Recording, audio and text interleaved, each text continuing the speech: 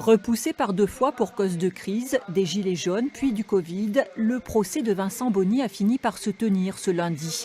Le militant écologiste est poursuivi pour vol en réunion. En avril 2019, dans le cadre d'une campagne nationale Décrochons Macron pour interpeller sur l'urgence climatique, il était passé à l'acte avec le portrait présidentiel dans la mairie de Sorbier. Donc c'est un acte très symbolique qui n'est pas un acte frauduleux. On n'a pas fait un vol pour faire du trafic et revendre les portraits plus tard. Donc c'est vraiment l'idée de dire on laisse le mur blanc derrière nous.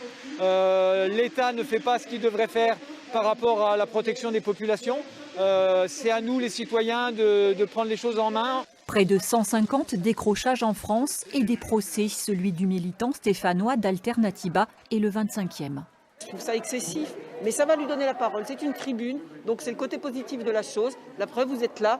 Peut-être que s'il n'avait pas été poursuivi, vous ne seriez pas là. Pour le soutenir aussi, une décrocheuse lyonnaise relaxée en première instance, mais condamnée en appel. Je me sens un peu en colère de savoir que nous, on est poursuivis pour avoir mené une action symbolique, pendant que nos dirigeants qui nous mènent vers le chaos climatique ne sont aucunement inquiétés. Ça met un peu la rage quand même. Et en tout cas, moi personnellement, ça m'a mis en colère, mais en même temps, ça m'a donné encore plus d'énergie pour continuer. À l'audience, à laquelle participait la maire de Sorbier comme partie civile, Vincent Bonny a motivé ce qu'il dit être un acte de désobéissance civique. Ses avocats, eux, ont plaidé la liberté d'expression défendue par la Cour européenne des droits de l'homme. Il y a une mise en balance qui doit être faite entre l'acte matériel, mais également ce que veut dire cet acte matériel. Et ce qu'il veut dire, c'est exprimer quelque chose sur la question écologique, sur la question du changement climatique.